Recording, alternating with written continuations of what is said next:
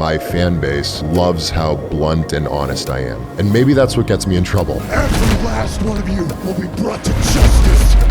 All I want is to know that I have chance, and we never got there. You're a free man now. It took a little bit of time to get over the emotions, but now I'm in a really good spot. What was the original pitch that you got for Retribution? There was no pitch given to me. I made the pitch. You were just backstage at AEW. In some capacity, I was approved to be backstage. Do you feel like writing that letter burns a bridge? If that letter burned a bridge with WWE, then they need to take a long, hard look at themselves, because everything in that letter is true and it's what they did. Oh, we're making this happen in the flesh. Let's do it. Here we go. Thank you for making the time and making the drive to do this. It is my pleasure. Any excuse to hit the road. I'm a road warrior, figuratively speaking, not literally, even though I was in a gimmick in WWE that was very close to the Road Warriors. But yeah, no, I like to drive, so I'm okay with this. This picture on your shirt gets me every single time. People think it's Photoshopped. Yeah, no. So very slightly Photoshopped. Oh, okay. Right? So what I did. So if you look at it's the pinned tweet on my Twitter profile. I'm not going to say X. I can't either. Refuse to say. Because then X. what's the verb? Like I X'd. Zeet is what they want you to say. No way. If you say Zeet, we're gonna fight on the Zeet spot. Zeet sounds like gross. It's Papa Zeet. Man, I zeeted all over the place. Yeah. No, my pinned tweet on Twitter is this picture, and if you look closely, it's I'm wearing my little NXT jacket, but because I wanted to monetize it and it's my picture and I own it, I didn't want a little bit of WWE in there because I don't want the old cease and desist, stop making money off the NXT logo. So I've gotten pretty good at Photoshop. So I just a little bit of shading, a little bit of spray paint, and it just looks like a black jacket. Yep. How much did that hurt? Okay. So when it happened, not at all. Right. So what happened is Vengeance Day against Wesley finishes springboard into the ring. He super kicks me out of it. Boom. That sets up the cardiac kick, I think he calls it. It's like a back handspring Pele kick. So I take it, boom, and I sell down, and it's my left hand, right? So I plant with my left hand to do kind of like a Shinsuke, like one of these things. And as I'm planting, I have so much adrenaline that I just throw my hand into the ground, like jam it in there. Because the way I move and sell, I try to make everything feel as realistic as possible. And as I'm doing that, I can feel my finger just jam into the ground, which happens sometimes. Like it happened earlier in that match with my thumb. And sometimes you just feel a little, you can feel it hyperextend, but then I just kind of look at it and go like this and it's fine and it's whatever. This time I looked at it and it was pointing the wrong way. Yeah, fingers aren't supposed to bend like that. So I looked at it. I know the finish is coming, right? And I got about 10 seconds while he does a little dance or whatever and G's it up. So while he's doing that, while he's posing or whatever thing he does, I'm trying to twist my finger back into place. Oh no. So if you watch the video, I'm like going like this. And then I realize he's back handspring. So I just kind of eat the finish. Boom. I'm laying there. 1, 2, 3. I look at my finger. I haven't fixed it yet. So I'm like, whatever. And so I just start yelling at the cameraman, just screaming at him to get the shot. I'm like, shoot my finger. Because I'm just holding it there like I'm unconscious, but holding my finger. And they got a really good shot of it. So none of that hurt, right? I mean, there's the initial impact and you can tell it's jarred or whatever, but no more than anything else that happened in a good physical match. We get to the back, and I've had these injuries before, right? This one's the wrong way because of basketball. This one's the wrong way because of football. So we're working our way all the way across. Like the 10 little piggies here. Yep, yeah. Yep. So we worked our way to this one. Yeah. So these ones, this happened in the middle of a football game, and the doctor just 1, 2, 3, boom, which sucked. Yeah. This one I had to go to the hospital for them to pull out. So this one we're in the back. And there's a doctor on site, thankfully, right? Because you have to be a doctor to relocate a finger, I guess. So I guess they get like 3 good pulls before you decide that it's not going. And so it's like 1, 2, 3, and that sucked. Those were extremely painful. The last one was like feet on the table, like No way. And then we're like, if we pull any harder than this, it's going to break. So you had to be taken to a local medical facility. Yes, not a hospital. And so this, yeah, right. So this picture is taken by the fellow who brought me there, and because I was texting my buddy Mansoor, and he was like, hey, you should get a picture of that. That'd be a pretty cool picture. A perfect finger for it. I was like, you know what? That would be a pretty cool picture. So yeah, so this is in front of the local medical facility in wherever we were, North Carolina, I think. And yeah, that's a badass picture. So we got an X-ray of the finger, and everyone thought it was going to be broken. It turned out it was not broken. So they put some. I'm not a doctor, obviously, so they put something in there, and it numbed it up and loosened it up and just popped it right back. So it was just dislocated. Yeah. And I told Shawn I'd work the next night, and they were like, you will not be working the next night. But I would have been happy to. I think they made me take like 3 weeks off for that. Well, I mean, I think that's fair. Right? I mean, fair for them, maybe. I didn't want to do it. I was coming off a really hot angle. This was my first premium live event in a very, very long time. So I was all hyped up about it, but yeah. How you feeling now? Like, you're a free man now. How are you feeling? Excited. Yeah. It took a little bit of time to get over the initial waves of emotions, and mostly, disappointment and frustration and fear. But now I'm in a really good spot because I've had a good solid week of, let's call it return on investment, right? Where it's because there was a window of time there where I didn't know what was in my future. I had a general idea of what might happen, and people were telling me, and my agents that I work with were telling me, and that's Paragon Talent Group, Steve K and Mojo Raleigh, who have been outstanding throughout this process. I've said this a number of times, and hand to God, I genuinely do not know where I would be right now without them.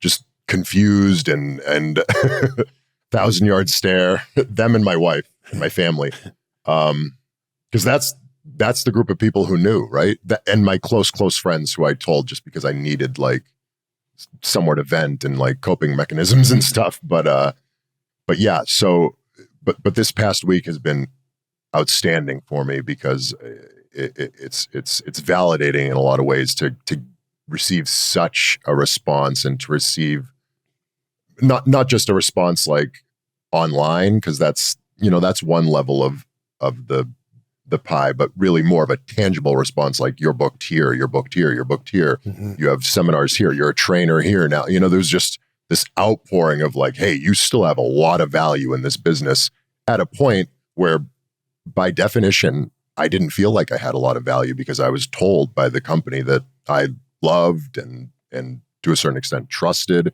and wanted to be with, that, hey, we don't value you at all. And it was heartbreaking. It was scary, right? Because I've been in this business for 12 years now, and 7 of it has been with WWE. So the majority of my pro wrestling career has been with WWE, and a lot of people don't know that, right? Because there's been years where I just kind of sat in developmental at the Performance Center. There were years where I was on main event as T-Bar, and that just sections of my WWE career that people weren't watching, right? Because you either couldn't, or there just wasn't a lot of access to it, or whatever the reasons be. So, or just people who only watch the main roster, right? And if you only watch the main roster, which is a huge section of the WWE audience, then you only know me as T-Bar, and that's not even me. So there's a section of fans out there that don't even know I exist in this form, other than the guy who looks like this but was named T-Bar and lost twice on Raw to Omos and in a battle royal. So, and that's if you watch religiously, right? So you might have missed those episodes. So did you catch the interview that I did on 6 Feet Under with Mark Calloway? I'm laughing because they referred to Blue Chew as steroids for your well, you know what I'm talking about here. And while those are their words, not mine, I can't say that I disagree. Blue Chew is a unique online service that delivers the same active ingredients as Viagra, Cialis, and Levitra, but at a fraction of the cost and in a chewable form. And the process is simple. Sign up at BlueChew.com, consult with one of their licensed medical providers, and once you're approved, you'll receive your prescription within days. And I think the best part about it is it's all done online, so no going to the doctor, no awkward conversations. Hey, how's everything working down there? No waiting in line at the pharmacy either. The bottom line here is Blue Chew wants to help you. Discover your options at BlueChew.com, and your first month is free when you use our new code CVV. You guys used up the other code, so they had to make a new one for us. The code is CVV, and your first month is free when you use it. You just have to cover the $5 for shipping. That's BlueChew.com. Use my code, the new code CVV, and your first month is free. You just have to pay $5 for shipping. You're in a unique spot where your contract ends and then you're able to work immediately. A lot of people have the 90 days, which almost feels like a cool off time. Like, yeah, you're not going to be here anymore and you can't do anything for 3 months. You were able to immediately, next day, be in a wrestling ring. Yeah, it's a double-edged sword.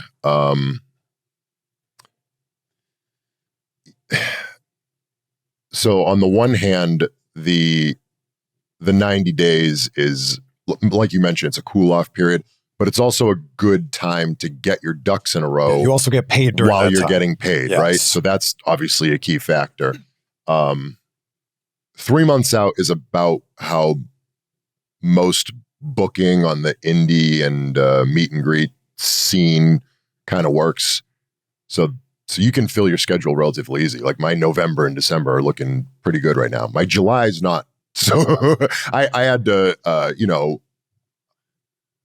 there's some favors in there. There's some guys who I'm very close with. There's companies that had to rearrange their schedule entirely just to try to sneak me in because they think it'll be a worthwhile investment.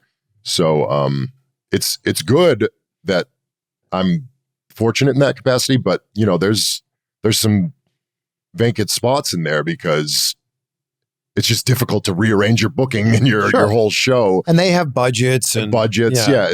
2 weeks out, right? It's like, Yeah. we can't afford this. We need to shift that. And but what are you free in August? And then it's like, no, I'm not free in August. My whole August got booked out in like 3 minutes.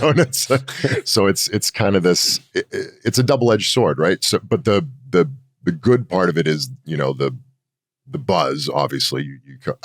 I timed the tweet with the letter very specifically to be at a time where I was hoping it would kind of be the only pro wrestling story of that day, right? Yeah, how'd you time that? Just Thursday. Yeah. I was like, there's wrestling on every day of the week, so I had to pick one of them. I get it. So Monday's Raw, Tuesday's the fallout of Raw. I was trying to avoid WWE. Wednesday's Dynamite, Thursday's SmackDown, Saturday's the fallout of, I get it. Right, yeah. So that was kind of the idea behind it. And also just the timing with my availability being 2 days later. So I just wanted there to still be buzz by the time I was, and again, it's not like I had a ton of options. I was not given a large window of time to work with here. So But people handle not being re-signed in various different ways. Mm-hmm. You chose to write this very well-worded letter, put it out on social media. What made that your approach? So I wanted, just in terms of my mental approach to it, I gave a lot of thought to what I wanted to do and how I wanted to approach this, right? Because I was in a very unique situation. I can't think of anyone else who was in a situation like that, because it's only recently that they really started letting contracts expire. And from what I can tell, everyone who had that situation was notified decently well in advance, like maybe a month or two out. So I don't know that there's a lot of situations where it was such a short window of time before the notification happened. How short are we talking? Well, I mean, I was on WWE Speed, and that aired, I think, 10 days after we taped it. And by the time that aired, I had already been notified. So I was on WWE programming knowing that I was not going to be with this company anymore, or at least having been told that, right? It wasn't set in stone.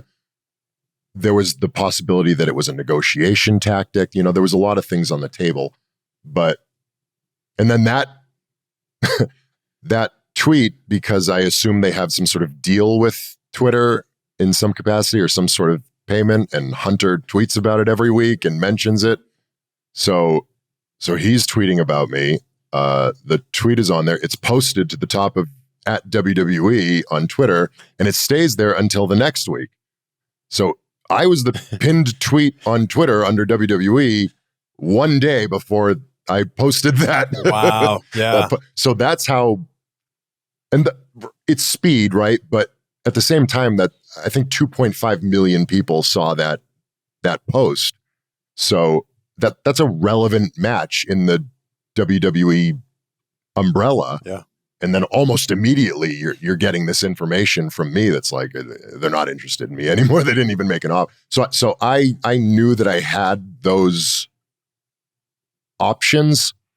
And frankly, lots of people were telling me to take a different approach mentally. It was suggested to me that I take a,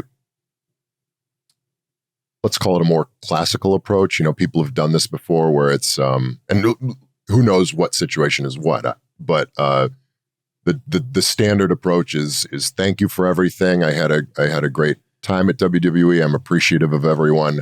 We just couldn't agree on a new deal, and I'm gonna go out and I'm gonna make a name for myself, right? And I'm excited for what's next. I'm excited for next. Yeah. You keep it vague. You say we couldn't come to terms, whatever. It makes you seem like they offered you, but you feel like you're worth more and you're going to go prove yourself, whatever. So I had that option on the table, and that maybe there's a chance that another company sees that and they go, oh, he's worth X amount of dollars, whatever. It becomes a negotiating thing. My opinion was there was more value, maybe not monetary value, but there was more intrinsic value with the fans and with trust and just how I felt personally about everything in telling the complete and entire truth. Because I don't feel like the people who support me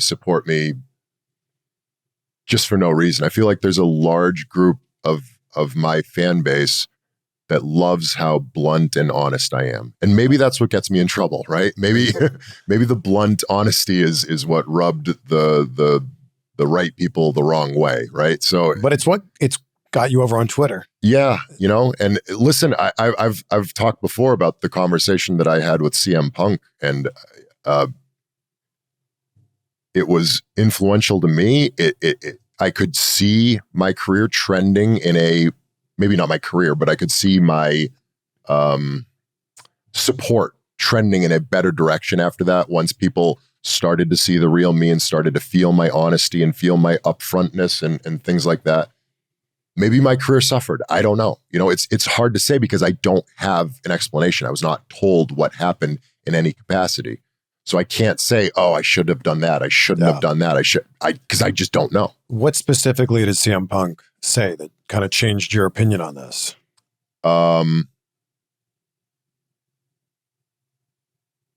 You know, I'd actually like to keep that to myself. Yeah. It's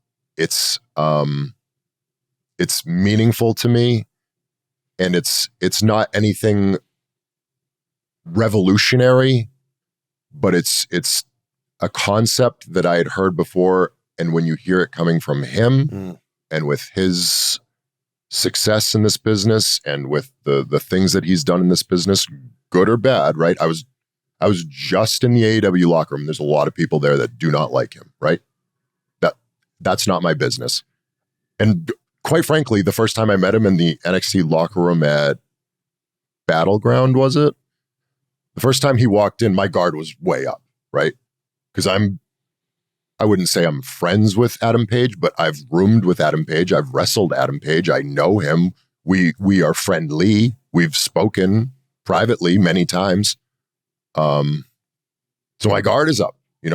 He walks into the locker room. It's like, I've heard lots of not good things about you in a locker room. He was nothing but friendly. He was nothing but kind. He was giving. He watched all the matches. He came to TV the next day. He gave feedback there. So my personal interaction with him has been nothing but positive. I can understand how it hasn't been with other people, and that's okay. We all have different interactions with different people. Some of my very close friends are also friends with people who despise me, and I know for a fact that they despise me.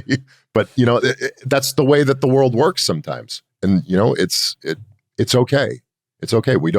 I think professional wrestling especially is a good place to not worry about cliques and who's friends with it. Just mutual respect for everybody until proven otherwise to you on a personal level. If you're wanting to burn some extra calories or sweat out some toxins from a particularly big evening of food and drinks and indulging, check out the infrared sauna blanket from Bond Charge. I've been using this since last year, and I love how it raises your body temperature while you're just kind of sitting there relaxing, reading a book or watching TV.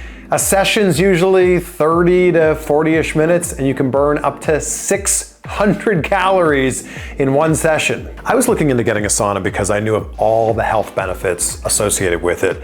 And I knew it would complement the cold plunging really well. I do it every day, like I start the day with a cold plunge and then right into the sauna, so extreme cold, and then into the heat.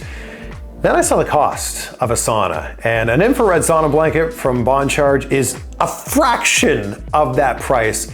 And I think it might actually be better because you just kind of roll it out and crawl into it, kind of like a sleeping bag. It heats up in just a minute, and then you just let it do its thing. And I always feel so refreshed when I'm done with the infrared sauna blanket. Head to bondcharge.com/CVV to check out the infrared sauna blanket and use my code CVV. You'll save 15% on it. They've got free lightning fast worldwide shipping, and you're covered with a 12-month warranty. So that's bondcharge.com/CVV and the code CVV to save 15%. You were just backstage at AEW, Forbidden Door. How did that come together? It was basically a choice, right? Were you there as a guest? Well, what's the alternative? Do we get like I snuck in? Well, there's also you were having a meeting, that's. There was no meeting. No meeting took place. Did you talk to Tony when you were there? I did not talk to Tony. No. So what happened was, I was having these conversations about what's going to happen with this letter. How's it going to be received? I feel strongly about it. I'm gonna present it this way. I feel like this is genuinely, authentically me. This is how I would do this. I want it to look like this, etc. And once we came to that conclusion, it's like, okay, well, let's, pardon the pun, but let's go all in on this, right? So some phone calls were made. We saw where we could go, and Steve has enough connections at AEW where it was I don't know who's in charge of green lighting who goes backstage, but in some capacity I was approved to be backstage. So, and I was welcomed with open arms. Tons of my old friends were there. I got to have a great long conversation with Swerve, just all sorts of guys, Tommy End. There was because what happens in WWE, right, is you don't see these guys. The way they leave is a slow process, right? It's just like one guy's gone 1 week and one guy's gone another week, and then two guys are gone then the next week. And I'm not saying it's week by week, but we're talking about releases now, right? Yeah. Most of these guys were released, unfortunately, because they didn't start the real process of letting contracts expire. And quite frankly, most of the people whose contracts they let expire don't pop up on AEW. Because it's just those wrestlers tend to be more in demand in that style. So these are guys that I haven't seen in a long time. But on the other end of the coin is I'm now realizing that the last time I was at Raw was the last time I'm ever going to be in a WWE locker room. And that hits in a personal aspect because a lot of those guys are my friends, right? There's a ton of crossover now from NXT, all the guys I was with for the past 2 years. There's a bunch of them now in that locker room. There's guys that I was in the locker room with as T-Bar and Retribution and afterwards for a long time. So I'm familiar with all these guys, and lots of them are my friends. So I'm dealing with that aspect of it as well, because it becomes this thing. And I was talking about this with Ricochet, right? Because he knew he wasn't coming back at that point, right? Braun destroyed him on the car, and that was done. Yeah, they wrote him off. So we all said our goodbyes because we just assumed he was. Even he, like, you're not sure, right? They can do whatever they want, but he assumed that was his last Raw. So we're saying goodbye to each other, and he and I have had conversations about, our contracts and what they look like and the days and stuff like that. So I said goodbye to him, not knowing whether I'll see him in 5 years or 2 weeks, right? Yeah. And we had a laugh about that. I'm like, hey man, I'll see you maybe in 5 years, maybe next month. And we laughed It's about a funny thing about wrestling. Right. And it's good that, I'm sure I'll run into him shortly. But on the other end of the coin, I said goodbye that day to a bunch of guys. And in the back of my head, I thought this might be the last time I see these guys. But once it happened, now I know it's the last time I'm going to see those guys in a professional capacity, right? Like maybe I'll see them in the street right now or something. But in terms of a locker room, sharing a locker room with them, it's going to be a while, if ever, that I ever share a locker room with these guys ever again. That's disappointing. Mm. So going to AEW was the other side of that, which is I get to see all of these guys all at once, and it's amazing. And not only do I get to see the wrestlers, but I get to learn, because I've never been backstage, I get to learn about all the production staff at AEW, which is a ton of old Ring of Honor guys where I used to work. So I'm seeing these guys for the first time in 7 years, and I'm like, this is amazing. I'm seeing so many faces, so many friendly faces, and I get to meet a bunch of new people as well that I've never met before. So it was a really positive experience for me on a personal level. So now it comes down to, like, what do you want to do next, right? Like you've got the ability to go anywhere, do anything. Do you want to make a name for yourself on the indies again and work as many different places as you can? Or are you looking to get signed somewhere? I am keeping my options open. There's literally nothing in any direction that I'm leaning, because my professional life has been so directed for so long that having all these available options, and I'm not saying that, everybody's clamoring for me, but just the possibility of multiple scenarios is very exciting for me. As of this moment, I'm just gung-ho on the independent circuit, because that's what's directly in front of me right now. And I'm very comfortable in that scenario because I've done it before.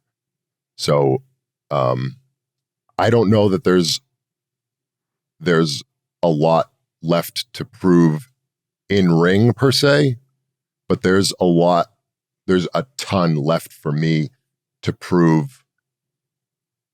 How do I want to phrase this? As an entity. Does that make sense? Yeah, I see what you mean. I think most people who go to independent shows or watch them or stream them online are at least generally familiar with me as a professional wrestler, right?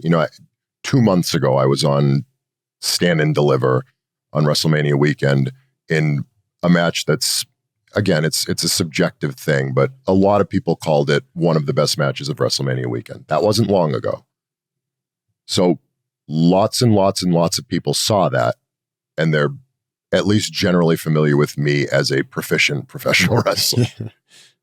There is a big difference, though, between being a WWE fan and being a wrestling fan. That's true, yeah. And it's like what you were saying before. There's a lot of people that only watch main roster WWE, and they've only seen 2 T-bar matches, right? And that's it. Yeah. So I don't think I'm gonna get to those people on the independent circuit. Is what I'm saying. Yeah. I think when I go to independent shows, what you're going to get from me is exactly what you expect, right? You're gonna see, hey, this is the guy I've seen. I'm familiar with his work.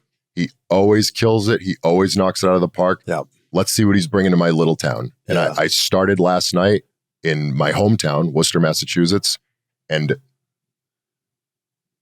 I don't know how to phone it in. I don't have an off switch. If there's something that you don't lack, it's intensity. Yeah. Because there's some guys who go, and maybe I should be this guy, right? You go to the independent circuit and you tone it down a little bit, and you're just get your stuff in. Right. Yeah. Do the best hits, the crowd pops and whatever. I don't have that in me. So that very well may shorten my career, by the way. So in that aspect, I have some ground to make up, right? Because I can't turn it off. I can't give less than 100%. So I need to get over even more efficiently and more effectively, right? So that's what I mean in that sense by building an entity, right? Because the wrestling is only a piece of it. And if everybody is generally aware of my wrestling, now I need to make them generally aware of my character, of my presence, of my presentation, my music, my catchphrases, because all of that stuff is paramount in getting over with a fan base. And Cody's an outstanding example of that, right? He wanted to prove, because I was there, right? I was in the second locker room that Cody Rhodes ever walked into on the independent circuit. And he and I were on a ton of the same shows. We rode, we were the road warriors together with each other, riding all to the independent circuits. I was in Germany all around with him. So I know what chips he had on his shoulder. And a lot of that for him was in ring, because he knew how good he was in ring, and he needed to prove that to that independent fan base. The independent fan base is more familiar with me in ring at this point than they were with him at that point. Yeah. Right? Because I've been on the indies. I've done PWG. I've done every indie basically from 2015 to 2017. But there's also new fans that I need to get acquainted with and things like that. But also what Cody took under control was his presentation. And I'm now in control of my presentation. That feels good, because for 7 years I've been out of control of my presentation for the most part. NXT and Shawn Michaels really did a great job with my presentation. So I want to be upfront and thankful about that, because we worked as a collaboration to do that. But now I get to take what we built there and continue to build with it. Whereas in WWE, that might have been an option, but at the end of the day, you got to do what they say. So is there that same chip on your shoulder now? There is a massive chip on my shoulder in terms of building my brand. Just everything revolves around building my brand, right? Because for the most part, the vast majority of people who are familiar with me are familiar with me as a WWE entity. And also just who you are on Twitter. Like, if we can bring your Twitter persona to the indies and bring that to life, I mean, you're going to hit it out of the park. This is an exact conversation that I had with Johnny Russo, the head writer of NXT. I'm paraphrasing, but it was something to the effect of, hey man, your Twitter's a lot more interesting than your TV character. And I was like, yeah, I agree. Let's do more of that. But they're also in an interesting spot where, they run a television product, and like at the end of the day, Shawn Michaels has to answer to USA in some capacity, right? Sure, So it got to a point at near the end of my NXT run where I started taking more risks. And when you take a risk in WWE, sometimes it doesn't immediately pay off. You get feedback that encourages you not to do that anymore, right? Because they have to answer to the powers that be, and et cetera. Yeah. But then you observe the overall feedback and how it worked out for you and how it panned out. And, that's why guys tell me to take risks. I worked with John Cena, and his number one advice was take calculated risks. So all of these guys who've had so much success in the business keep relaying a similar message, it's like, okay, I guess that's what I have to do, right? And, Cody says the same thing. Drew says the same thing. All these guys, they took a huge risk and left WWE, or the guys that didn't leave WWE and just took risks in their WWE career to advance. So I'm not, it's not like I chose this, right? Maybe I might have, if I don't know how negotiations would have went because they didn't happen, right? But I was, at that point, I was prepared for a conversation that said, look, I'm not demanding to be a top guy, or I'm not demanding for X amount of pushes or championships or whatever. All I want is to know that I have an actual chance and I will be given the platform to succeed on that chance. My plan in negotiations was to have that talk. And we never got there. So now, where I am now, my plan is to continue that conversation and that train of thought and go to whatever place is going to give me that opportunity, because that's all I want.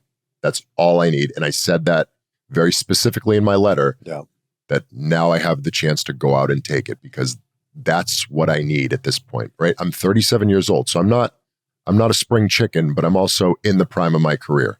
Last night, I got to work with I don't want to get his name wrong. Hold on, we have all the world's information I in our pocket. I want to make sure. Let's make sure we nail this. Because I want to say it's no, don't say it till you know it. No, if I say his name wrong, I'm going to regret it forever. It's a pronunciation thing. I love that we just pull out your phone and you go, there you go. You'll immediately know. Okay, I was right. Okay, good. It sounded wrong you in my head. trusted your gut. It sounded wrong in my head for whatever reason, but it's the right name. Last night, I got to wrestle Aaron Rourke at Beyond Wrestling, and he is so talented, and we had such a great match, mostly because of him, because of how talented he is. But knowing that I have that platform to succeed is so enticing to me that I'm not going to give that up just for money. Yeah. I'm not going to, because that money is going to be short-lived, right?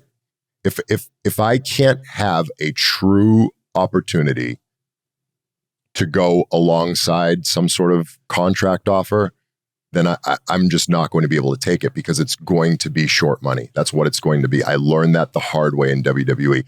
I have to get myself over as an entity, as a product, as a brand, so that it pays dividends in the long term. It just feels to me like if they didn't have anything for you on the main roster, why not send you back to NXT? Like, you're already well established there. You had some of your best matches of your career there. That seems like it makes a lot of sense. I can give you my hypothesis. Okay. I don't know this to be fact. It's a complete guess, and no one has told me otherwise. I don't know when this decision was made, but at some point there was likely a decision made that Dijak or T-Bar is on a main roster contract. And under that main roster contract, it concludes on June 28th, 2024. So I'm in NXT, right? I'm in NXT on a main roster contract. So at some point, whether it was before I went to NXT, or whether I'm during NXT, or whether it's right before the draft, I think at some point a decision was made that he's on a main roster contract on NXT, and that doesn't work. Yeah. In whatever capacity. Because I'm sure I'm not sure, but my guess would be they don't want to renew a contract for someone who's on NXT. My guess would also be, not my guess, but I know that they didn't have a creative plan for me on Raw. So at that point, what do? You can leave me on NXT, but if you leave me on NXT and the plan is to just let my contract expire, then that doesn't look good. Yeah. Right? Because if the plan was what I wasn't directly told, but it was alluded to me that the plan was for me to, or there was at least a pitch for me to feud with Trick Williams for the NXT Championship. So if that happens and it plays out and at Battleground we have a match, my contract's up maybe a week later or something like that. I don't know the exact timing of it, but so if you're WWE, do you want someone having a feud for the main championship and then not being employed the next week? That's probably not a great scenario. So I think my guess is they looked at all the possible scenarios and said, okay, best case scenario right now for us and what we want to do with his contract is just kind of quietly bring him up to Raw and just kind of hope he fades away. Do you feel like writing that letter burns a bridge? Like, do you feel like now you can't go back to WWE? That's not up to me. I'll put it this way. If that letter burned a bridge with WWE, then they need to take a long, hard look at themselves, because everything in that letter is true and it's what they did. So if me telling the truth of their actions burns a bridge, then maybe they should consider changing their actions, because that doesn't reflect well on them. All I did was say what you did to me. I didn't scorn anyone. I didn't throw anyone under the bus. I didn't call anyone names or throw out thoughts or allegations or anything like that. All I said was, these are the facts of exactly what happened to me. A little bit of opinion mixed in there with I exceeded everybody's, but honestly, in a sense, it's not, because I was told from people. I was told from Shawn Michaels, from Triple H, that you're knocking it out of the park. You're doing a great job. You did it again. Another match of that. These are the things that they would communicate to me. So it's not like I'm making these things up in my own head and I have this grandiose picture of myself. No, I was told these things by the people in charge. So ultimately, at the end of the day, I have no idea who sat in the room and made these decisions. It used to be a lot easier because you could just say, it's probably Vince, right? Because he owned the company. He did all the booking. He had the final say on literally everything. So if you got released or if you got something else, you pretty much knew who made the call back then. Now, Endeavor owns the company. They got their own set of rules. There's different levels of creative and how it relates to the board of directors and whatever. I don't know how any of that works. Somebody had to sit down at some point and say, this contract isn't worth it. I'd love to have been given that explanation. Yeah. And I requested that explanation, and it was not given to me. And that's disappointing. I don't think they had a contractual obligation or a legal obligation to give me that explanation. Yeah. And that's probably the rules and the parameters that they live by, which is fine.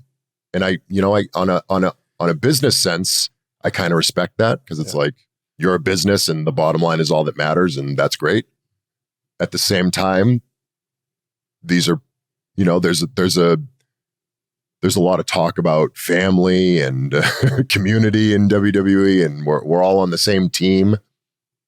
I'd like to see a little bit more of that practice, because that's how I felt. Yeah. I felt like I was part of the family. I felt like I was part of the team, and I wanted to work towards that. I still feel that way, but now I feel it about my coworkers, the wrestlers in the locker room. Those guys will always be my family. They'll always be my team. But, now I understand that this is a business. So we got to treat it like a business. You brought up Cody, and I want to ask you about that chair shot that he delivered in the ring. Yeah. He destroyed you. Yeah. So we knew we had the angle, and I think I proposed most of it to him, right?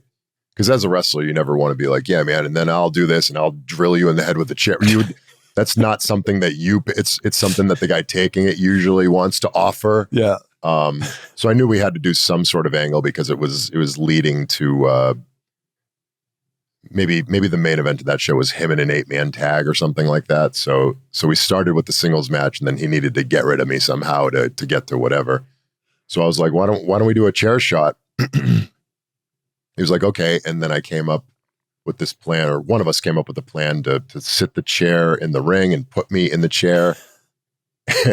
And then I told him, and this is a direct quote and I'll remember it because he said it a lot of times after. I told him, I want you to be Barry Bonds, just swing away. And he was like, okay, if that's what you want. The angle that we got was really good because you can't really see my hand sneak up into the frame last second. Because what ended up happening is I took 100% of it right on my wrist. Oh. So my wrist got destroyed, not broken, but it just hurt a lot. It was like a bad bone bruise for a couple weeks, but didn't touch my head, didn't touch my face. I was completely fine. No, nothing It looked like that. so good. It did look really good. When it happened, I didn't know how good it looked. And then I watched the video back and I'm like, oh, brother, that looked like it ripped my head clean off. But especially because the most viral video of it was like a fan holding a grainy cell phone camera. This is back in 2016 or 17. Yeah. And the fans like screaming like, ah! So it just looked like death. But yeah, it wasn't that bad. What was the original pitch that you got for Retribution? The original pitch that I got for Retribution was no pitch. There was no excellent. pitch. Yeah, there was no pitch given to me. I made the pitch because Retribution existed before the members of it were selected in any capacity. The original group of Retribution that you saw on Monday Night Raw was a bunch of writers and extras all wearing those head-to-toe blacks, throwing Molotov cocktails at a generator. That's the first time you saw Retribution. Yeah. And when that happened, I was in this weird middle ground of sort of called up, sort of in NXT, just kind of floating around the PC because it's in the middle of COVID, right? So sometime along that storyline, as it begins to progress, I say, all right, I'm going to go make my pitch to Vince because I have some names in mind. I have a concept in mind. Because right now on TV, this is kind of getting laughed at, right? It looks, the whole general feeling of it. And the only feedback that we have at this point is Twitter, right? That's our only source of feedback because there's literally no fans. We don't even have video screens at this point. It's just, early days. Yeah.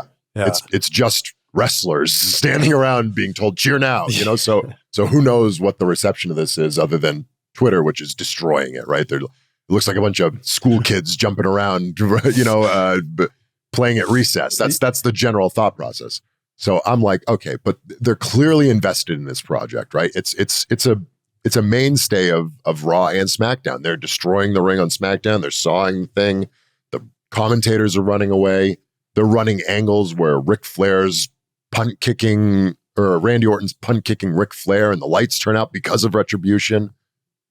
So I'm saying, okay, they're invested in this angle. Let me give them more of a reason to invest in this angle. I have the perfect set of people to execute this. I have a good vision as to why. I can tie it all in. I can keep continuity. Let me pitch all of this directly to Vince. He's easily accessible because he's at the Performance Center where we are every day.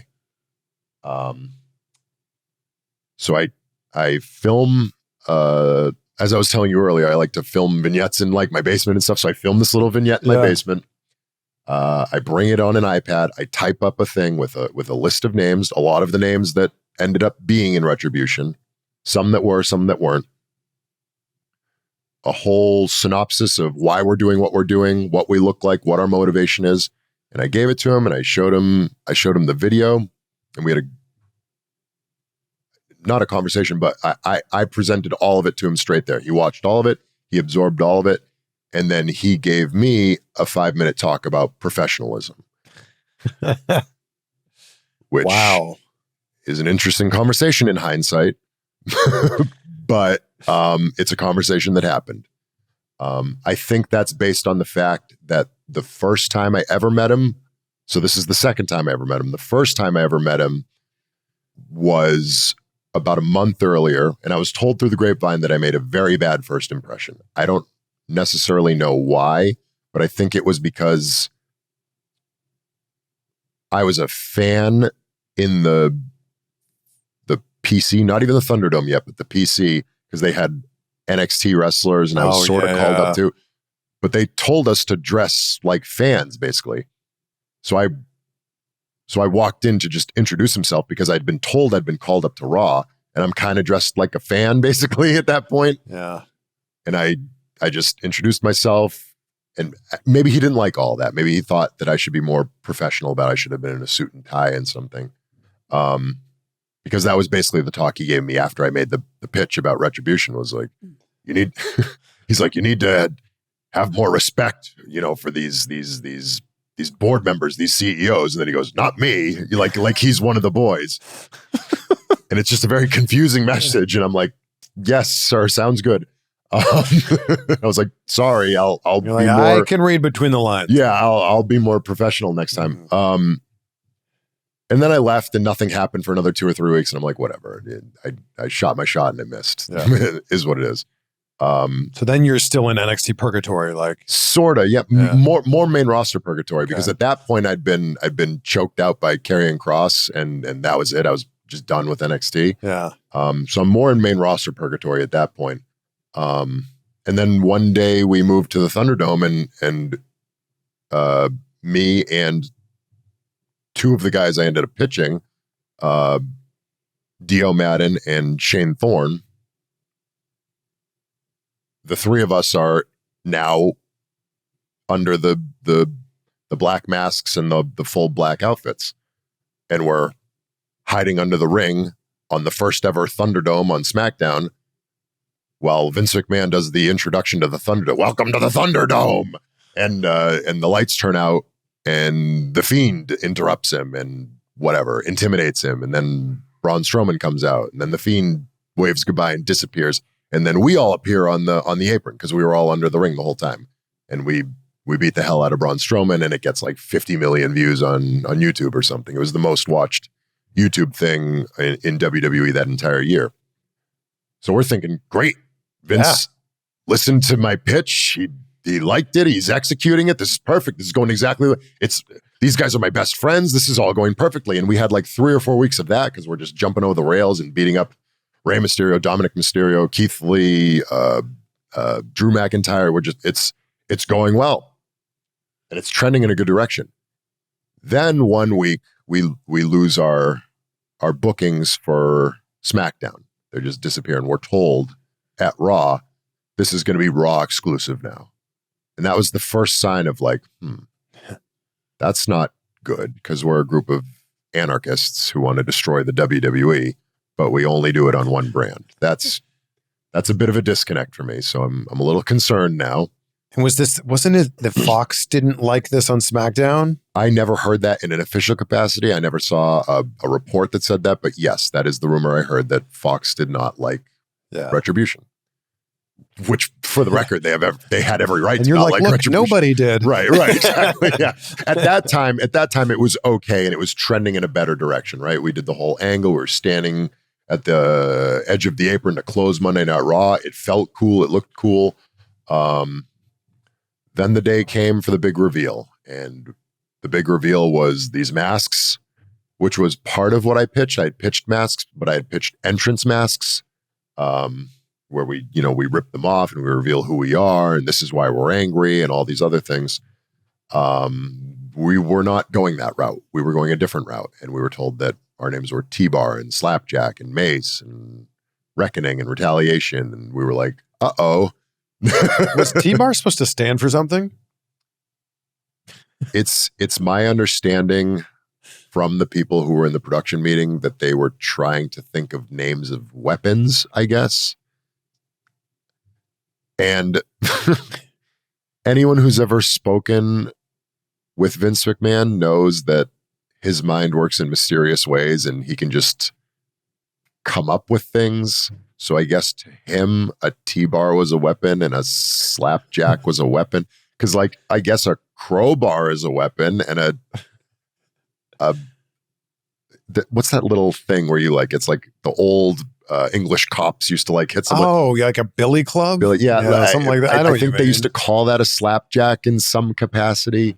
And a mace is obviously a big wielding, smashing. So that's also the thing you spray. It's also that, yeah. So I heard in some, but then the girls are reckoning and retaliating. So it was just sounds like you're in, I don't know, like, I'm trying to think of what movie that would be. It seems like these are characters in a movie. It was just a mixed bag of Mad Max. Yeah. It was just a mixed bag of nonsense is what it was. And I think in Vince's mind, he just wanted 5 people nobody had ever heard of.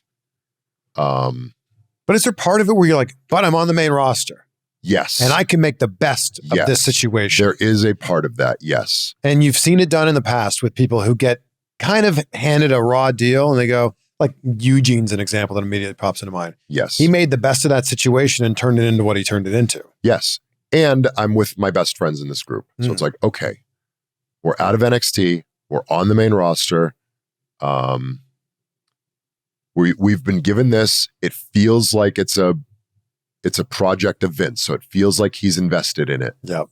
So let's just weather the storm, because the storm is happening, right? The second the masks come off, everyone went, that's Dominic Dijakovic. That's Mia Yim. You guys are clearly wearing masks. They don't look good. Which, by the way, Jason Baker made our masks, and he is the most talented mask maker in the world. He made all of Bray Wyatt's masks. He made all of the Wyatt 6 masks.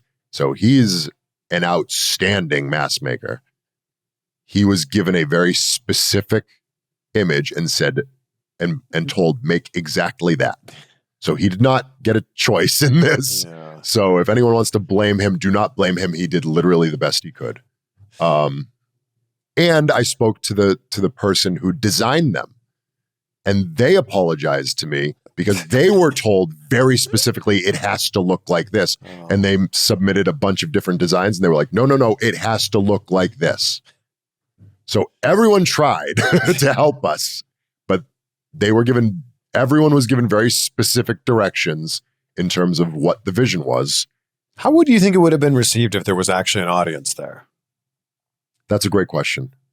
I think better, right? Because there would have been more production. There would have been more interaction. Yeah. It would have been clearer that we were bad guys trying to make people angry rather than just what you saw, which was crazy people just kind of screaming at nothing, right? It's like, we're going to take over these screens, right? It's like, it doesn't translate very well. I know that they broke off me and Mace and put us in a tag team and had us take our masks off. And that seemingly was well received by the audience, even though I was still named T-Bar and he was still named Mace, which, by the way, we pitched to not have those names anymore because we didn't want the stink attached to us. But it was still there. We still had the same music and everything. But even still, we were getting good reactions from the crowd. It just apparently wasn't Vince's cup of tea, the tag team. So that got split apart too, and for whatever reason. When it comes to your actual in-ring wrestling, like, nobody has anything bad to say about it. I mean, it depends. I think that there's a group of individuals out there who already have their minds made up for whatever reason. You're talking about fans? Fans, yeah. Okay. Because I've been very outspoken on a lot of things and a lot of topics. I might have said something negative about their favorite wrestler. I might have said something that's emotionally charged that didn't sit well with them. But they're just looking for a reason not to. Exactly, right. So there is a group of people who are looking for a reason to not like me. And you can't please those people. Exactly. For the most part, because I see a lot of this too. I see a lot of, he's boring, he sucks, I don't want him in the company, but he is a pretty good wrestler. I see a lot of that. So it's pretty entertaining on Twitter. Those are actually right. Those are actually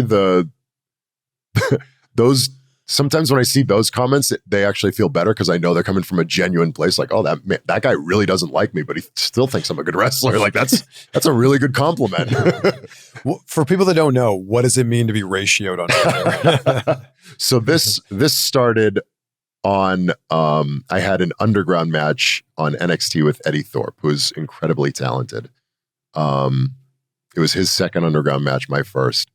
And we were so happy, so proud with this match. We had a big, long feud, and this was the payoff. We'd had 3 or 4 gimmick matches, strap match, all sorts of different stuff. He'd been bleeding. I'd been beating up his spiritual tree. There was all sorts of. I was beating him with my belt in front of his family, in front of his little niece. So it was all very emotionally charged and very good.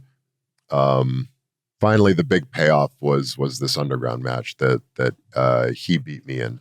So it's like a day or two after, and the way WWE socials work is the tweet will come out, as it happens, and then there'll be one that's like timed, like you'll see it come out at like 10 a.m. or whatever the next day, or maybe a couple days later, and those ones always don't do as well because they're just these timed intervals of like, hey, just a reminder this happened, just a reminder this happened. So one of those came out and it tagged me in it, and they never do great numbers. So usually I just look at it and I retweet it and I go, yeah, I did my job. This time I said, what can I do to get this random WWE tweet that will ultimately make them money, right? Because they're verified and they get the money from proceeds, and I know all the guys in social, so they want pats on the back about your social numbers are up this month or whatever thing happens. So I'm like, I'm just going to see if I can ratio this and get some interaction with this tweet that would otherwise get no interaction. So I said it and it happened. And I was like, oh, okay, cool. And the thing I noticed about it is that when I did that, the original tweet did way better numbers. It was like over 1,000 maybe. And I was like, oh, this is mutually beneficial. It makes me look like I'm a rebel in a sense, because I'm just I'm kind of dumping on the WWE in a sense. But also it does them a favor. And I've talked to the social media guys about it, and they loved it. They thought it was great. They're like, this increases our numbers and does it. So I started doing it more and more and more. And then people started really enjoying it. And at the point when I noticed it the most was when we had WrestleMania weekend in Philadelphia. And I was just, my friends were there, the MXM were there, and I was going to visit them at WrestleCon. So I was just walking down the street for the first time, because I usually don't like to be out and about during those things, during those week-long events, just because, there's a lot of fans walking around and you can get mobbed and stuff.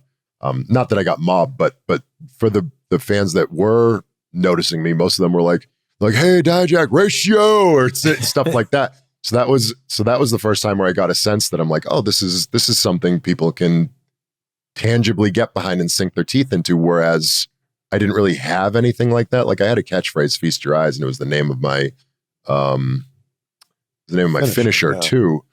But it just felt like something fun that people could get behind me with, right?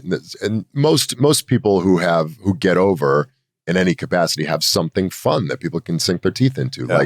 Like, yeah, right? You say, yeah, and everyone says, yeah, everyone likes it. Yeah. It's fun. And it's a fun thing to do and say. So I was like, okay, I'm just going to keep doing this and keep progressing it and see who I can ratio. And every time I try, I seem to get away with it, because I ratioed the president, and then I ratioed Twitter itself, and I was like, all right. You ratioed one guy and he got a ratio tattoo? Yeah, one guy got a ratio tattoo. He still talks to me, actually. But yeah, so it's a fun thing to do online. You need a move that's called the ratio. I think so too. And I didn't want to for a long time, because Axiom was on NXT and his finisher was called the Golden Ratio. So I didn't want to take away from him. That's very kind of you. Because I like him a lot. Yeah. But now I'm not on NXT. So it could literally just be the ratio. I think maybe the spinning big boot is now the ratio. I don't know. That's pretty good. Because it doesn't have a name. You could yell ratio as you do it. That's not a bad idea. It's pretty good. It's not a bad idea. And then the crowd will catch on. They'll start yelling it. Yeah, because I don't want it to define me, right? Like I don't want to come out with like ratio gear on and be like I'm Captain Ratio. I mean, you're wearing a shirt that says that's a t-shirt. And it last night was my first indie show and it did sell well. So people are obviously into it. But when the bell rings, I want people to know that you're in for a hard-hitting excellent match and to not be worried about I'm yelling ratio and stuff. But there's like who is it? Oh, Sammy Callahan. Wrestling is what he yells. Yeah. You could just randomly you can integrate it if you're good. Listen, I have the platform to do whatever I want now. So hell yeah. Whereas in NXT, you were a lot more reserved in a lot of senses because you have to run everything by everyone. And if you don't, you risk that. Because that's what ended up happening. And I alluded to this earlier as I started taking more and more risks. And by a risk, I mean basically something that I didn't run by someone. And when you do that, it has to be calculated because if it flops, you're in trouble, right? If you ask for forgiveness and not permission, it better get over or else now you're in the doghouse, right? Yeah. Thankfully, most of the stuff I did ended up doing well, even after I was scolded for doing so. But yeah, yelling ratio or something like that. Even I didn't. It took me 4 or 5 months to even think about or even begin to start wearing ratio stuff on WWE TV because it felt concerning. It felt like someone was going to see it and be like, "Don't wear that stuff anymore." And I'm not imitating Shawn doing that. That could have been anyone's. I know that sounded like Shawn. I don't think Shawn ever would have told me not. But there's people who are in charge of don't wear that shirt, don't do that thing, don't say that thing. And then even on commentary, there was a time where I did commentary for the first time ever in my career, and Josh Briggs was yelling something at me. And I was like, what was that? If you say that to me again, I said, if you had a Twitter, I'd ratio you. And I said that, and I knew it would be funny and it would land. But as I said it, I went to the back and I was like waiting for someone to come up to me and tell me not to say it ever again, right? Because that's the conditioning you get in WWE. The more you try things, not always, but a lot of the time when you do things, someone will grab you in the back and be like, hey, please don't do that anymore. They're not like rude about it or angry about it. But once they tell you can't do it anymore, you better not do it again, right? Yeah. Because you have a lot of bosses, right? But that's a person in control or over you telling you not to do something. So that's a reflection on their boss and whatever. Yeah. So you don't have a choice. Now that you're a free agent, you're doing your own thing on the indies. Who have you kind of bounced ideas off of? Who that's maybe been in the same spot that you're in? They were in WWE, then they went to the indies to do their own thing. Who have you sought counsel from? Yeah, I mean that's my circle of friends. Unfortunately, at this point, literally all of my close friends were with me in WWE, and they all got released. I didn't get released; my contract got expired, but basically the same. So you're talking about Mace? I'm talking about Mason D. Madden, Mansoor, Big Damo, Shane Haste, and Anthony Green. Those are all of my close friends from WWE that all got released. So some of them in better situations than the others. But yeah, it's hard to be in a position where, I mean, Shane's my go-to example. He was brought in to be in a tag team with Mikey Nichols, which he's still in. They're the IWGP tag team champions in New Japan right now. So he's doing very well right now, as he should, because he's an outstanding wrestler and an outstanding talent. But what happened is Mikey left WWE because I guess he just didn't want to be there anymore. And so Shane's on his own. And then he enters this middle ground where he's kind of up and down, and then he joins Retribution. So he's Slapjack in Retribution, which is, let's call a spade a spade. That was the worst gimmick. I mean, that was T-Bar was bad. Slapjack was worse. It looked silly. It looked like a silly joke. Yeah. The name was a silly joke. It was just nonsense. It was character assassination, basically. Yeah. Retribution disbands, and he's not even in the draft. He's just moved quietly to SmackDown as himself, but he doesn't even really have a character name. So he's just going to SmackDown and pitching things to Vince to be like, can I please like exist in WWE? Because he doesn't, I don't even think he's like on the roster in any capacity. He's just there in case they need like a body or something. And they did that with him for like half a year, maybe a year, and then released him. That's so much worse than the situation I'm in. And like, he's expected to recover from that, which he did because he's so talented and such a spectacular worker and wrestler and character and everything.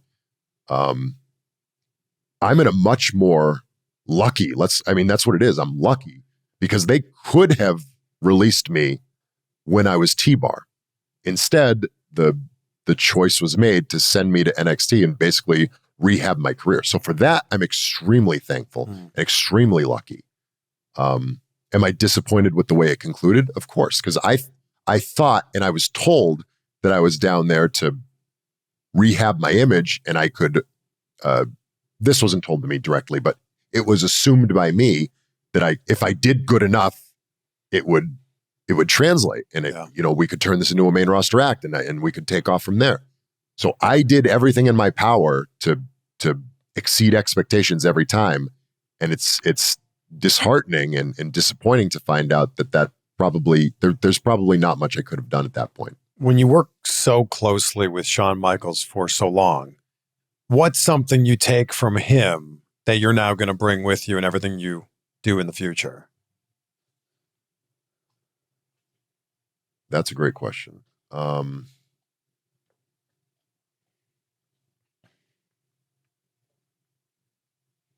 In terms of WWE and my overall tenure at WWE, Shawn Michaels is probably the most important figurehead for me. Simply because it felt like that was the first time where I was really, really heard. When I was moved down to NXT, I came into a meeting with Shawn, with Johnny Russo, who I mentioned earlier, and Matt Bloom, and we sat in a room, and I very hesitantly pitched to them my idea because this was not my first pitch in WWE. I told you about the Retribution pitch. I've made probably throughout my course of T-Bar, I probably pitched directly to Vince, probably 5 or 6 things. And just in general to like my writers or to Bruce or to whoever else in the creative process, probably upwards of like 20 things. And that sounds like a lot and it sounds like I'm bombarding them. They were well spaced out. I was on the main roster for a long time doing nothing or doing main event or 2 years is a long time, especially when there's clearly no creative plan for you. And you're just trying to like, can I do this on Raw? Can I try this? Oh, this just happened. I'd fit in here. And the more you pitch, the more they're like, shut up. They didn't say shut up, but it's like, hey, we'll use you when we need you. Okay. So just hang out on the bench for a little bit. You're basically saying the squeaky wheel gets the grease. Like, not always, because I was very squeaky and I was not being greased. I think that there's varying levels to that, right? Ultimately, at the end of the day, there's a level of investment. There's a level of trust. There's all sorts of things that play a role. That play a role in how someone's booked and why. At the end of the day, for whatever reason, most of my WWE tenure was spent as we'll use him when we need him sort of thing. In NXT, this latest NXT run, it felt a little different. The end of my first NXT run felt like it was trending in that direction pretty well too. we had the Takeover War Games and the feud with Keith, and that felt like it was progressing upward. And then the 1 month or whatever with Retribution that felt like it was going pretty well. But other than that, I had a lot of, we're talking about a 5-year window here where the majority of it feels like I'm not being heard.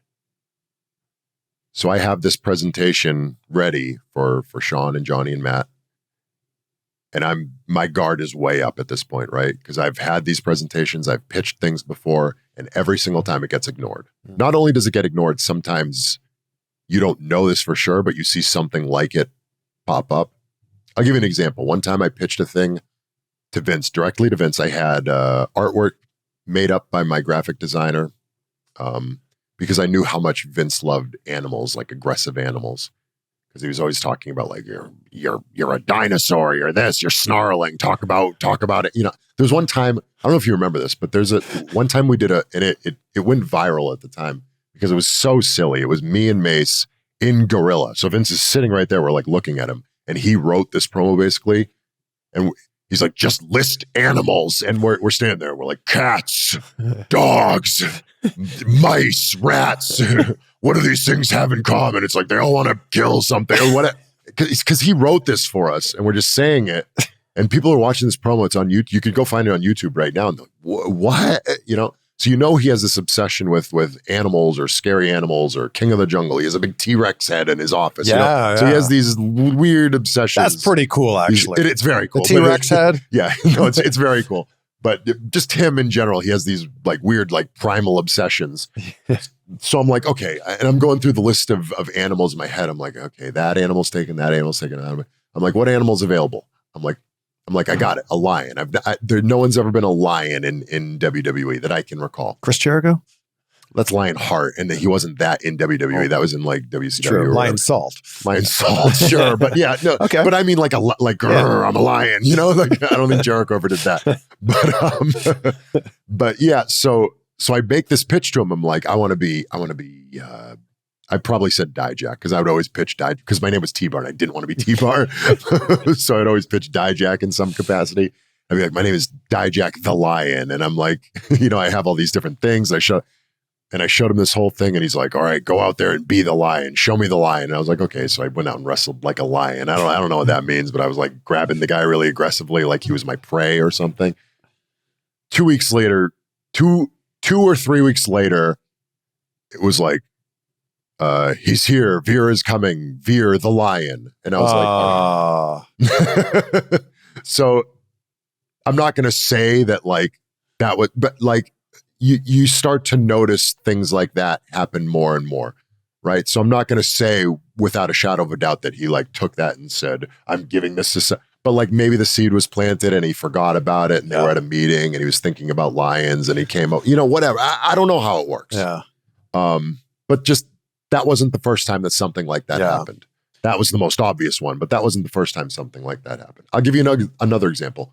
One time, they had, and this is less of an example, but they were trying to do things with Omos, and he was with AJ Styles, and there was this different, and I think they were trying to branch him off. And this was at the same time when I was a singles competitor, and I was like, hey, I'm this big guy. I don't think I pitched this directly to Vince, but I think I sent it to the whole creative team or something.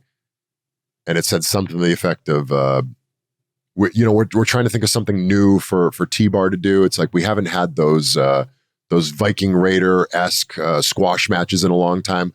The pandemic's over. We can have extras back. Like let's do some squash matches and we can do something like that to me. And then 2 weeks later, Omos was in the ring squashing guys. And I'm not saying that they took my idea. Like I didn't invent the idea of squash matches, but you started to see those trends happen where it's almost like I would remind them of an idea that they already had about somebody else. Yeah. And it's like, this. So this all circles back to the process with NXT where I'm walking into the door, basically into this version of NXT for the first time. And my guard is way up and they know my guard is way up. They try to disarm me right away. And they're like, listen, we're all familiar with the main roster process. We know how this works. We want you to know right away that we are here to work with you and listen to you. And we want your ideas and we want to be a team. This is a team effort. And I heard that, and I said, that's great. I didn't say this, but I thought to myself, that's great. It's nice to hear them say that. I have trust issues, right? I've been with WWE for 5 years. I have some trust issues right now, and they know that. So I pitched the whole thing like I always do. I filmed something in my basement with the lighting and all this stuff, and it's almost exactly what you ended up seeing on TV in terms of the sunglasses and the smoke and the tape recorder and all that stuff. That was basically my pilot that I filmed and pitched to them. I showed them the whole thing, the binder, the name. Here's my background. Here's why. Here's all of it. Yeah. They said, we love it. It's perfect. This is exactly the kind of thing that we're looking for. And I said, okay, great. I've heard that before, and it didn't pan out. So wait and see. 1 week goes by, 2 weeks go by, 3 weeks go by. I go, here we go. WWE back on their empty, broken promises. And then 1 week they were like, hey, do you still have your T-bar mask? And I was like, well, I'm just gonna quit the business right here. And they're like, no. We need you to send it down here because we have a vignette where we're gonna set it on fire. And I was like, absolutely set it up. I'll set it on fire. Like I'll do it. So I FedExed it overnight to them. And then on Halloween Havoc, there was a vignette where someone was dropping the mask in a trash can, burning it. And I was like, good start. That was the actual mask? That was the burned? Actual T-bar mask. So you don't have this anymore? I don't. And you're like, there were like a number of versions made of them. So Mason has a bunch at his house, I think, just because one day Jason Baker, who we're all friends with, was like, I still have like 20 Retribution masks. And he just took all of them. I actually have the slapjack mask at my house, if you can believe that, because Shane sent it to Pretty Deadly to put in the background of one of the NXT Halloween shows to just be a little Easter egg there. But they ended up not being able to use it. So they were like, hey, Shane told us to give this to you. So now I have the slapjack mask and I just haven't given it to Shane yet because he lives in California and I live on the East Coast. So we just haven't matched up yet. What's the match people should go watch if they're only familiar with your main roster work? What should they go back to see what Dijak's all about? Man, that's a great question. I guess it depends on what you're looking for. What do you want people to see? My favorite match that I've ever had in my career was at Deadline in the Iron Survivor Challenge match.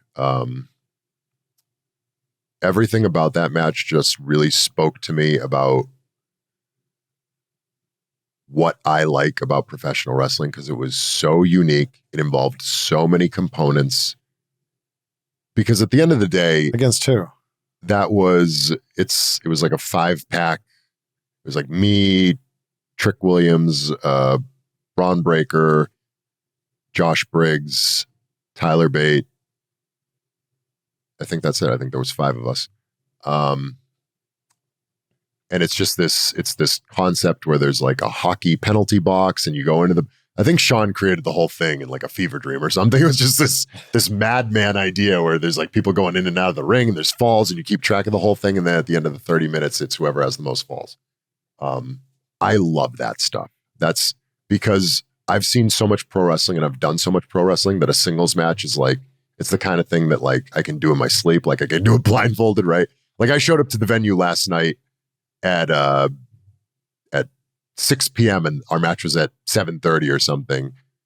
And I just got with Aaron and I was like, let's do this. Let's try this. Let's do this. And I called a 20-minute match in, a half hour because I've just done so many of them that I know it works. I know it gets good reactions.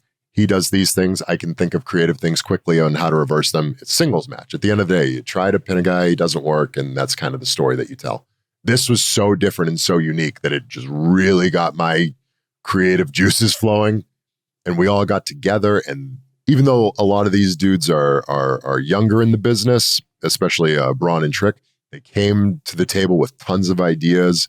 And it was this wonderful collaborative process where we all worked together to try to make this completely unknown thing make sense and work. Yeah. And it went so well and it went off so perfectly. And the best part about it was the end was designed in a fashion where a lot of the pressure was on me in terms of timing, because there was the whole angle where I got in the ring and then I did something with someone and I grabbed Trick and I hit him with my finish. And then we had the timing with Eddie coming from under the ring. And then I ran a little angle with him. And then there was like 3 near falls in a row at the end. And the way that this match is structured, we had about 45 seconds to do all of this. And if you screw up and go overtime, the whole match is ruined. Yeah. The whole thing goes up. Yeah. So that gave me an element of pressure that I hadn't felt in pro wrestling in a very long time. And it felt kind of a lot more like a real sport, because you used to you feel that pressure all the time in college basketball or college football, where it's like, I don't know what's going to happen. This, anything can happen in a real sport, right? In pro wrestling, there's a little more structure and stuff, but my heart was beating out of my chest. I was nervous. I'm never nervous in a wrestling ring. I was super nervous for this match. And the way it was executed and the way we nailed the timing at the end, and the underdog babyface came from behind and everyone was behind Trick Williams. It just really felt like one of those moments where we made Trick in such a capacity that felt so good as a friend and a coworker. And he was so thankful and the office was so thankful. I was like, this just defines everything that I love about pro wrestling. So if you want to see what I love about pro wrestling, check that match out. If you want to see about me specifically and me as a character and my run in NXT, I would say probably go back to one of my 2 triple threat matches, which is either myself, Keith Lee, and Roderick Strong from NXT TV, or my last premium live event, which was myself, Josh Briggs, and Obafemi, because triple threat matches have so many different moving parts. But I think in those matches specifically, we did a really great job of showcasing everybody, and everybody had their standout moments, and it just flowed very well.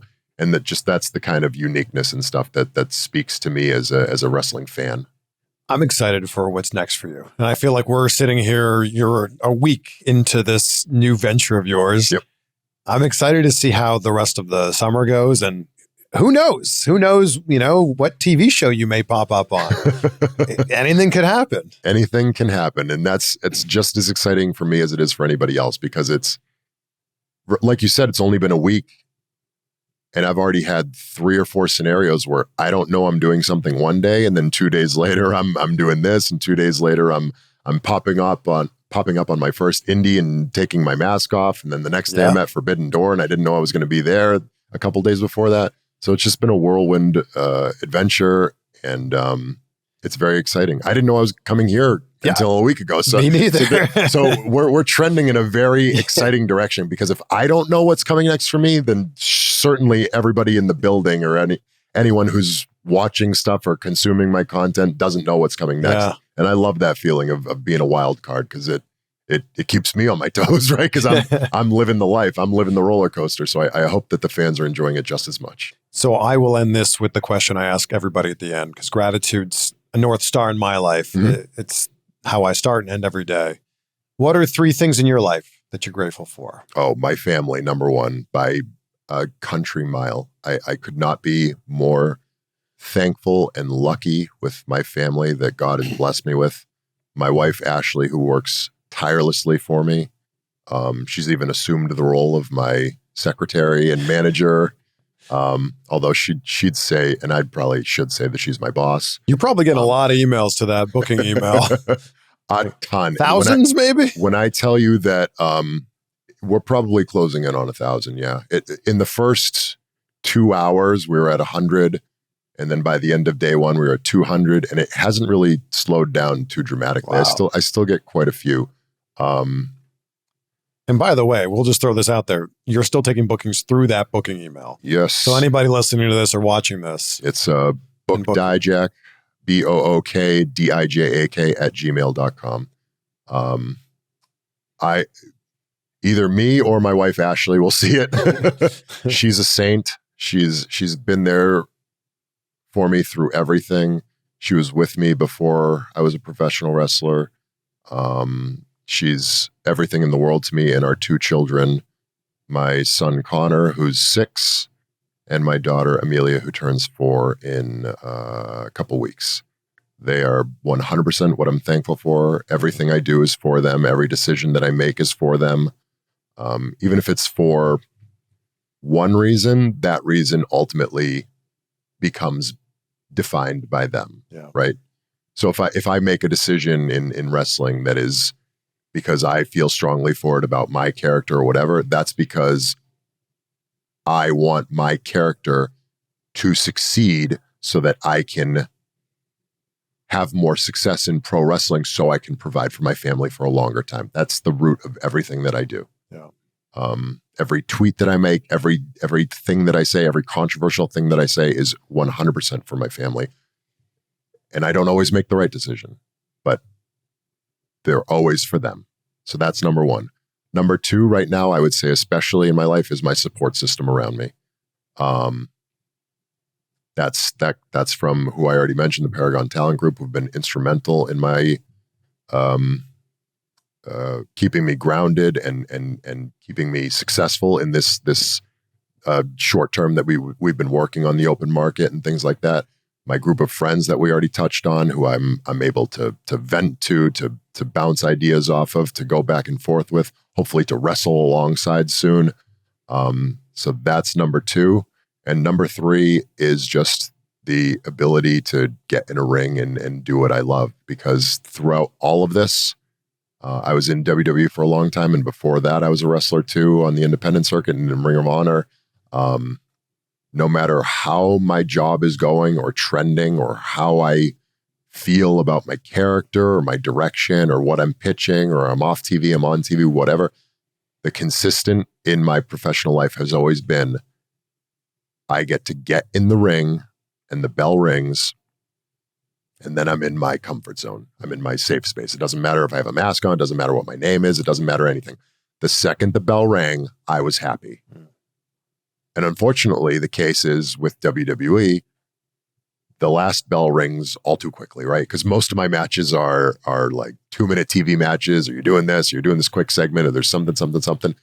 Now I'm at a point where I can have those extended periods of happiness much longer, much more often, and under my own terms a lot more often, because now I'm the producer. I get to dictate how this goes, and I'm so thankful for that, and I'm so excited for that too.